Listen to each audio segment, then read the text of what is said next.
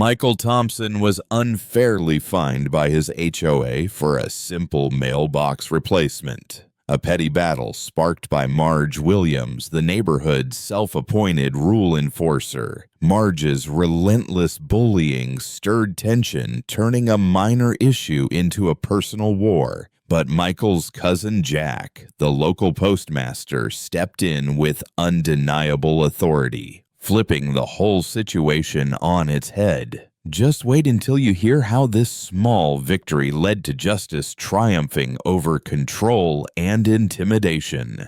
My name's Michael Thompson, and I live in a quiet little suburb just outside Phoenix, Arizona. It's one of those neighborhoods where everyone mostly keeps to themselves but still waves when you pass by. Life was pretty simple, and I liked it that way. One morning, out of nowhere, I found a letter taped to my front door. It was from our HOA, the Homeowners Association. And it wasn't just any letter. They'd slap me with a fine for having an unapproved mailbox. At first, I thought it was a joke. See, a few weeks earlier, I'd swapped out my old, rusty mailbox for a brand new one. It wasn't some wild or flashy design, just a sturdy, modern mailbox that actually keeps the mail dry. Nothing fancy, nothing out of place. But apparently, Marge Williams, the neighborhood's infamous HOA Karen, had taken offense. Marge is that one person who treats the HOA rules like sacred law and loves policing every little thing that doesn't look exactly right to her. She's always watching, always ready to complain. Reading that letter, I was stunned. How does replacing a perfectly functional mailbox turn into this big deal? How did something so small escalate into an official citation and a fine? It felt like I'd accidentally stepped into some bizarre bureaucratic nightmare, and I didn't know how to get out. The whole situation was shocking, frustrating, and honestly, a little ridiculous. Marge didn't just stop at sending me a fine. No, she took it way further. Almost overnight, rumors started circulating around the neighborhood. Whispers about how I was supposedly breaking the rules, making others uncomfortable, or disrespecting the community. None of it was true, but that didn't stop her from spreading it. She showed up at neighborhood meetings with this smug attitude, pushing for more restrictions, more enforcement.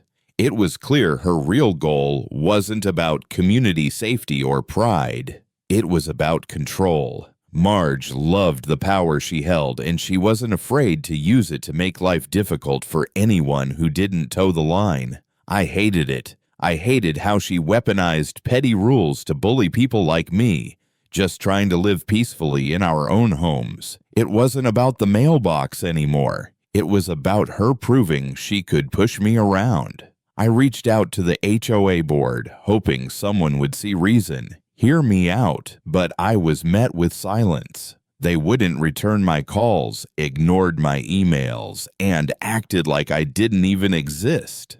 That unfairness, it burned deep inside me. Every time I passed Marge on the street, I felt that fire grow.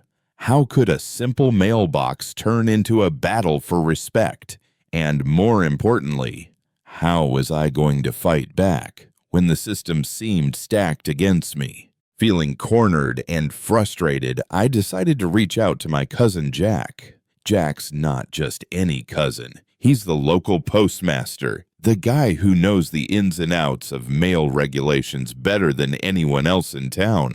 When I told him about Marge's ridiculous citation and how the HOA was making my life difficult, Jack didn't hesitate. He came over, inspected my mailbox thoroughly, and said straight up, "Michael, this mailbox meets every USPS regulation. They can't touch you on this." But Jack didn't stop there. He wrote an official letter to the HOA, laying out the facts clearly. that my mailbox was fully compliant with federal standards, which legally override any neighborhood rules. When the HOA tried to argue or dismiss the letter, I felt a surge of confidence. I wasn't going to back down. I stood my ground firmly, telling them in no uncertain terms that federal law trumps their petty, made-up rules. For the first time, I saw a crack in Marge's smug, untouchable facade. The way she usually carried herself, all high and mighty, faltered under the weight of undeniable truth. That moment, I felt the tide turning. The anger that had been simmering inside me transformed into strength. I wasn't just fighting a mailbox fine anymore. I was standing up to bullying and injustice. And I had an unexpected but powerful ally on my side. After Jack's letter landed on the HOA's desk, things started to change fast. The HOA quietly dropped all the fines against me. No more threats, no more citations, just silence. It was as if the whole ordeal had never happened, but the real victory was how my neighbors began to see Marge for who she truly was. Not some community watchdog, but a petty bully who thrived on controlling others through trivial rules. People started quietly sharing their own stories of how she'd made their lives difficult, and suddenly, I wasn't alone anymore.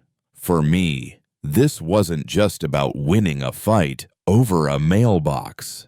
It was about standing up to nonsense, refusing to be pushed around, and reclaiming peace in my own home. And Jack? He didn't just help me. He became a bit of a neighborhood hero. His knowledge and authority reminded everyone that sometimes the power isn't in enforcement. It's in understanding your rights and standing firm. In the end, justice wasn't just restored. It felt earned.